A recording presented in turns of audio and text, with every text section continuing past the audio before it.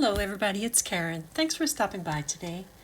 I have got a couple of cards I'm going to share with you. One is going to be a nice, fairly simple one, and the other's got a little bit more to it, but it's not hard. So for both of these, I'm going to use similar products, the same products. This is the Jolly Holidays 2.0 embossed die cuts. Now you can see how beautiful these are with that embossing on them. And I love the red and green colors of them for Christmas. Now I'm also going to use the Floral Holly Christmas wreath die here because, well, it's beautiful. So I've got that, and I've also got Ben's plaid embossing folder that I thought I would use today as part of the background for these two cards. So for the first card, I have colored in those little berries, just the berry parts. I've used these red Copic markers, red 39, 29, and red 35. And then I've got some Cosmic Shimmer Ultra Sparkle paste that I'm adding on to the leaves and the circle part of this wreath. Just spreading that on all around. And then for the berries, I'm going to add some glossy accents just to give them a bit more sparkle. Now, this was a red sticker paper that I got at my dollar store, and I just attached it to a piece of cardstock. It was super inexpensive, but I really like it. It doesn't shed. So that's the background. That's the first mat on my card front. And then I'm adding the embossed Ben's plaid piece to the top of that. Now I have die cut and glued together two more of these wreaths, and now I'm attaching the top one with all the the embossing or the sparkle paste on it. Now I've chosen one of the die cut images, and I wanted just to frame it with that wreath. So I'm sort of trying to figure out where to position everything here. I've die cut the joy sentiment there, again from that same red cardstock. And so to attach this wreath now, I'm just going to put glue on the inside ring of it because I just want to pick up that die cut piece so I can glue everything down at the end here.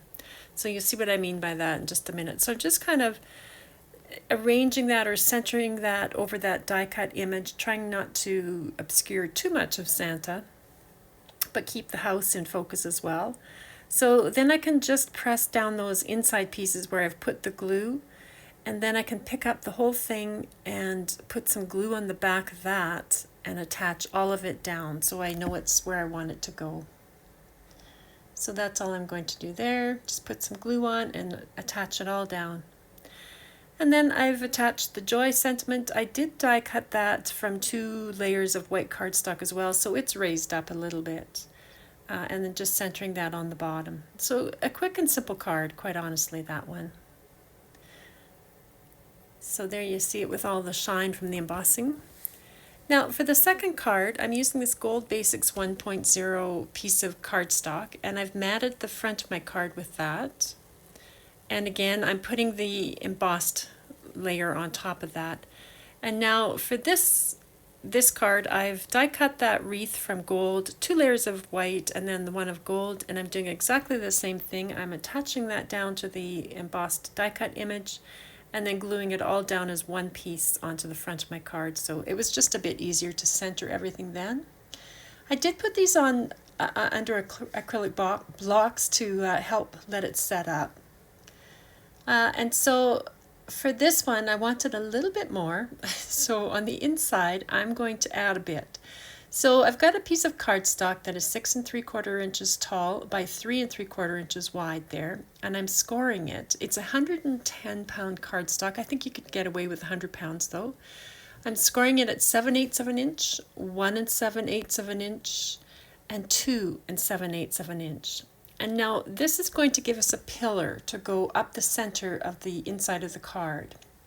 So I'm going to fold all of these down into mountain folds, and then I will really burnish those creases because you do want this to be, fairly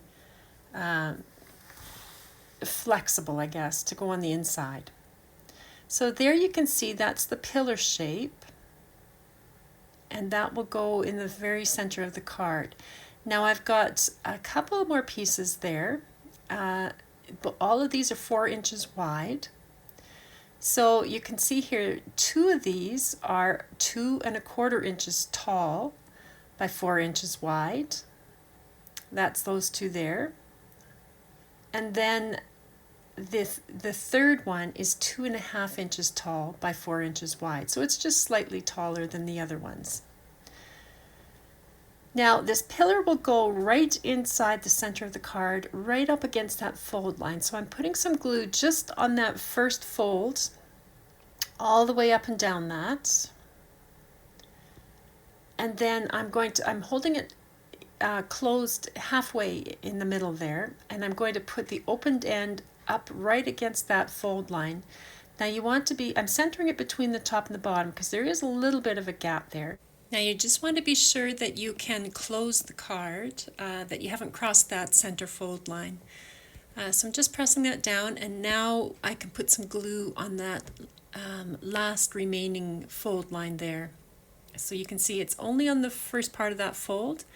I'm holding it closed at the fold line there on the right, and then I just close the card up and it will all attach in the right place. Now I'm using a bone folder just to really burnish that a little bit, make sure it's stuck down before I open it up, and just to give the glue a minute to sort of set up. But then when you open it, you have this nice pillar right in the center, which we're going to attach those smaller rectangular pieces to. So the 2 that are 2¼ inches tall are going to go on the top and the bottom. And I'm putting a little glue just along the edge, and then this will attach to the left hand side of that pillar, and I'm lining it right up against the top line of the card there. And then I can just press that into the pillar, make sure it sets up. And then the bottom one is the same size, and it's going to go down at the bottom, again on the left hand side of that pillar. So I'm just going to line it up now with the bottom edge of the card and right against the base of that pillar there. And you can kind of fold this down to make sure everything has set up. You can use your bone folder to press in. You want to make sure it's not sticking out on the right hand edge of the card there. So if it does, you'll have to just trim that off if you've cut it a little bit wider. Now this one for me was a little bit tight, and I've left that in because I just trimmed a tiny little bit off the height of that piece. But it will attach onto the right hand side of the pillar, so it's going in the opposite direction of the first 2. And so again, I'm just putting some glue on that and attaching it to the right hand side of the pillar. And again, you can fold it and press it, and you can use your bone folder just to make sure it's stuck in there. But that's the way that's going to open. Now you could round the corners if you didn't like it square. On the inside I've added some more of that gold foil paper and a couple of gold strips. And now I'm going to add some more of these die cuts to those little panels that we've put in. Now you just want to be careful when you're doing this that you don't extend past that right hand edge or the top of the card. So I'm being careful there with that one that it's not going up above. It does extend a little bit down below, as you'll see here in a second, and that is okay. It's not going to interfere with the card, and it won't show when the card is closed at all. So you can see that little leaf just goes down a little bit past, and that's totally fine. It will still close. And now here with this tree, you can see it's extending quite a bit past the top of that, but it's not going past the left-hand edge because you just want to keep it all tucked inside the card so you don't see it when the card is closed. And then I'm attaching the little house to that one. So it's quite fun. You can add quite a few different images here. If you had little animals or whatever, you could add those in. You could create a little bit of a scene. It's just a fun way to add a little bit more interest to the inside of the card, I thought. So there you go, guys. That's a couple of ideas for you. I hope that's given you a little bit of inspiration. It's all the same products actually, but just 2 slightly different cards. So thanks for stopping by, everybody. I hope you're having a great day, and I'll talk to you next time. Bye.